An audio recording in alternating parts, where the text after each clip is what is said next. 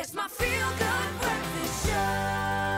You're with your feel-good breakfast show, Expresso, here on SABC3. Now, in a world first for the endangered Temminck's ground pangolin, a reintroduction program has been launched in KwaZulu-Natal, where they have been ecologically extinct for more than 40 years.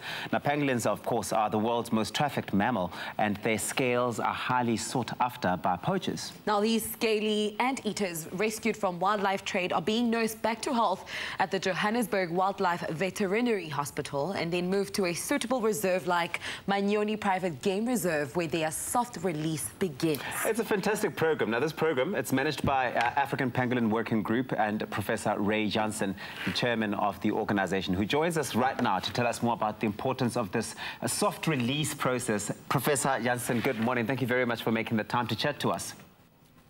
Good morning, Tabiso, and thanks very much for having me on board. It's a privilege.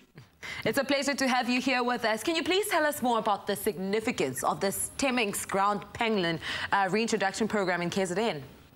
Yes, so since the early 1970s, this particular species of pangolin, which is the only one that occurs naturally in Southern Africa, has what we term been ecologically extinct. In other words, there may be one or two in the wild down there, but the population is not significant enough to be considered a viable, healthy population. So we've started a program about a year ago reintroducing pangolins that we retrieve out of the illegal wildlife trade in South Africa, in particular Gauteng, because we just don't know where they come from, back into Zululand in what we call a facilitated release. So we don't just take them, open the door and wish them well. We help them in terms of recognizing the habitat, becoming more familiar with their surrounding, make sure there's enough food. And this takes a couple of weeks, and then they're monitored post-release for up to a year with VHF and satellite telemetry to see if they're surviving. And it's so good to know that you guys are stepping in with this intervention and intervening in the way that you're doing. But let's talk about this soft release process. What exactly is it? So once they've been discharged from the Johannesburg Wildlife Veterinary Hospital, where they're cared off-site, they're transported down to Zululand, and then for the first 4 or 5 days, they literally walk. So you take them out and they forage naturally, and a team follows behind. After the foraging bout, they're taken back where they are put in a box, and they literally sleep until they wake up again for the next foraging session.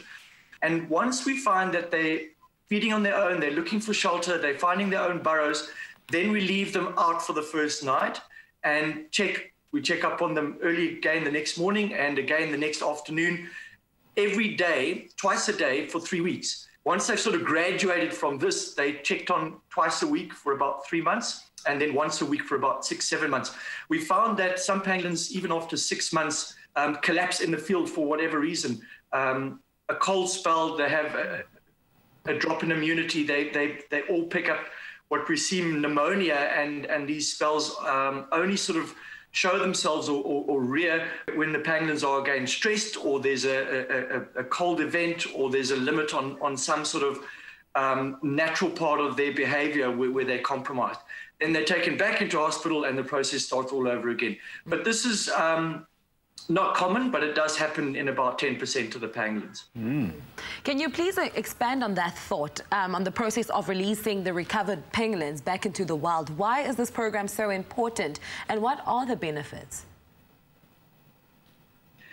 I think for an endangered species or pangolins in the order Pholidota, all 8 species of pangolins are threatened with extinction, some more than others, particularly the Chinese pangolin, which is critically endangered. But, you know, we have to contribute towards their species recovery in some way, because the demise of pangolins are purely because of man. So pangolins are the most traded mammals on Earth. I recorded last year 97 tons of pangolin scales being shipped off the African continent to Asia, in particular China, for cultural medicine. That's 150,000 animals. So if you're looking at a pangolin that has 1 pangolin pup a year per female, the recruitment to the natural population is very, very low. And if their demise and their extinction is at the hands of man, I think we need to do everything we possibly can. And putting pangolins back into Zululand is just absolutely fantastic, because the the Zulu people consider pangolins highly revered. They regard pangolins in a very high spiritual context. And I think for the people to see pangolins coming back into Zululand is just a wonderful thing, where they were previously sort of ecologically extinct. And I think it's important, not just for the ecosystem itself, but I think for the species and for the people of that region. I think it's just a wonderful, all good news story. I think that the work that you are doing is absolutely wonderful, and it's such good news to hear, because yes, they are absolutely vulnerable and this shouldn't be happening, but to see that authorities are working hard around the clock, but also your organization is working around the clock to make sure that we protect these pangolins, just really is the fantastic news that we want to be hearing. So thank you so much for that, Professor Jansen. Thanks very much, folks, and thanks for having me on your show.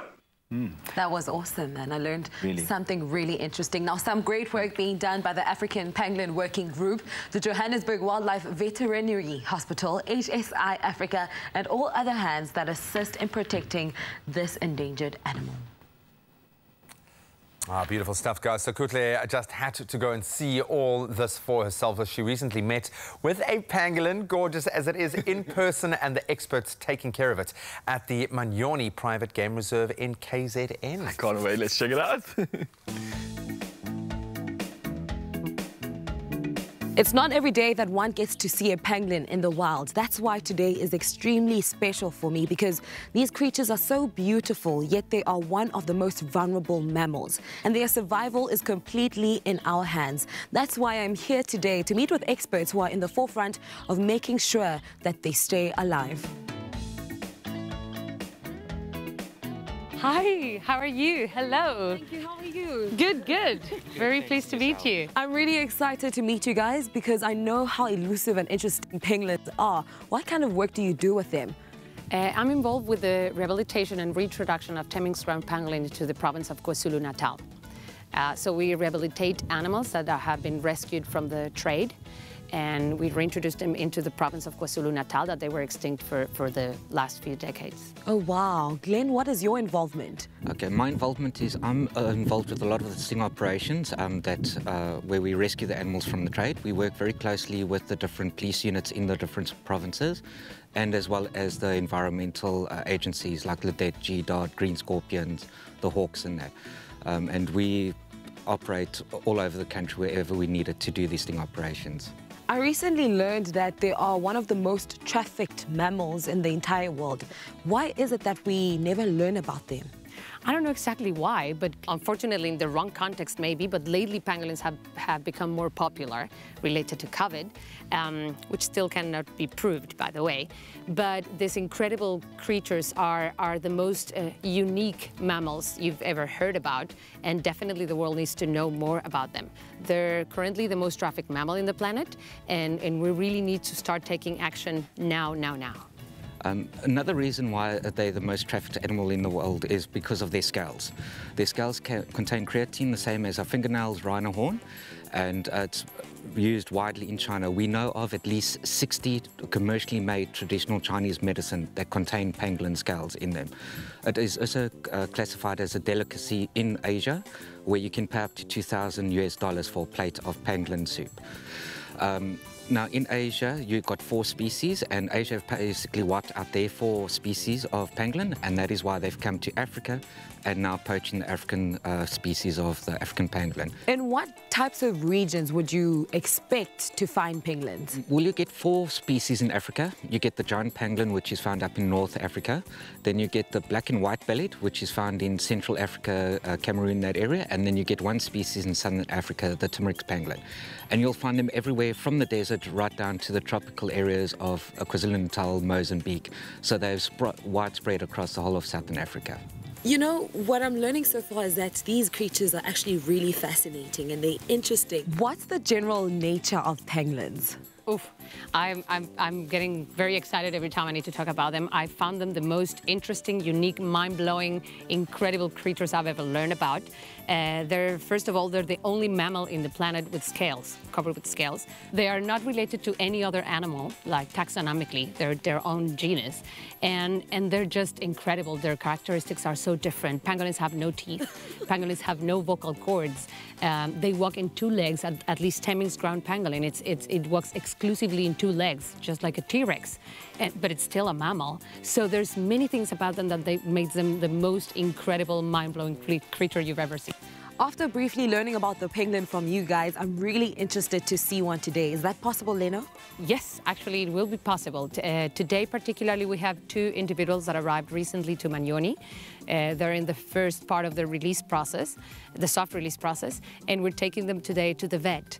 We're going to check their general condition and we're going to place their tracking devices, and you're going to be able to come with us. Yes, that is truly exciting. This is a rare opportunity. It's not every day that you get to see a pangolin in real life.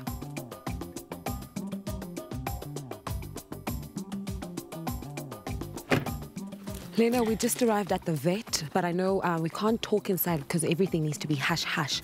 Can you briefly explain to us how the soft release process works?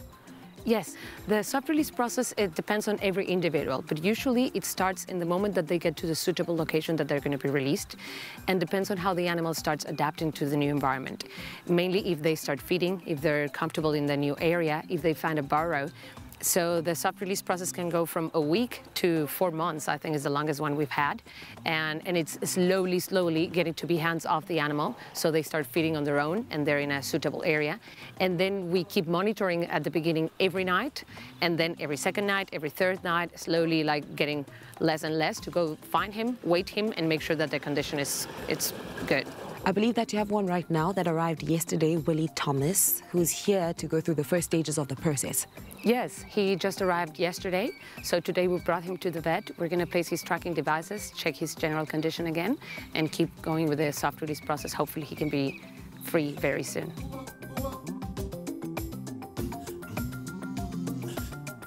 Having seen the endangered Temminck's ground pangolin up close has been the highlight of my visit today. Truly great success bringing them back to Zululand, where they were once ecologically extinct. Their survival is in our hands. We appreciate the work being done here by the African Pangolin Working Group.